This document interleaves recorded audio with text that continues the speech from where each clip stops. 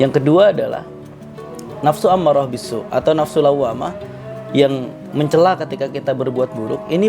Proses ini bisa hilang kalau misalkan kita terbiasa mengiyakan diri, terbiasa membiarkan diri kita mengikuti ammarah bisu, maka sinyalnya akan mati. Harusnya setiap kita berbuat buruk itu ada strumnya. Strum ini dalam artian ketika kita pertama kali melakukan kesalahan itu mesti ada gemetar atau takut atau tidak nyaman lah pokoknya.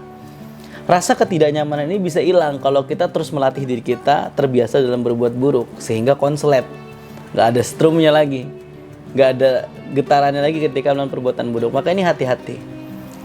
Dan di ayat ini orang yang akan dipanggil untuk masuk ke dalam surga itu orang-orang yang bernafsu dengan mutmainnah, memiliki nafas mutmainnah, jiwanya tenang.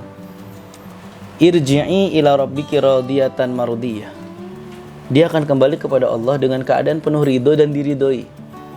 Atas apa dia diridhoi dan diridhoi oleh Allah? Ya karena sepanjang hayatnya, sepanjang hidupnya ia berusaha mengendalikan dirinya, mengelola dirinya untuk tetap taat kepada Allah, juga tidak berlebihan dalam berkegiatan, tidak berlebihan dalam bermaksiat kepada Allah Subhanahu wa taala. Maka panggilan indahnya adalah fadkhuli fi ibadi wadkhuli jannati. Masuklah ke dalam hamba-hambaku. Karena istilah ibad di dalam Al-Qur'an ini sudah menunjukkan kepada hamba yang soleh, hamba yang baik, seperti ayat wa ibadur rahmanil ladina yamshuna 'alal ardi hauna wa idza khatabahumul jahilun qalu salama. Nah, di ayat ini ciri-ciri ibad itulah disebutkan. Walladzina yabituna lirabbihim sujada wa qiyama, dan seterusnya. Ada walladzina yaquluna rabbana srif 'anna adzab jahannam, dan seterusnya. Itu ciri-ciri ibad. Maka fadkhuli fi ibadi ini adalah panggilan pada ibad, hamba-hamba Allah yang baik, hamba-hamba Allah yang taat. Wadkhuli jannati, dan masuklah kepada surganya.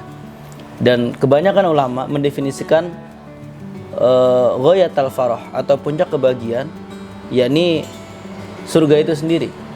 Puncak kebahagiaan manusia mestinya mendapatkan surganya Allah dengan dasar apa? Afuwullahi ta'ala, ampunan Allah Subhanahu wa ta'ala. Maka nafsu yang kita miliki itu bukanlah sebuah keburukan, itu juga anugerah dari Allah, tetapi mesti dimanage dengan baik sehingga kita bisa tergolong pada nafas mutmainnah.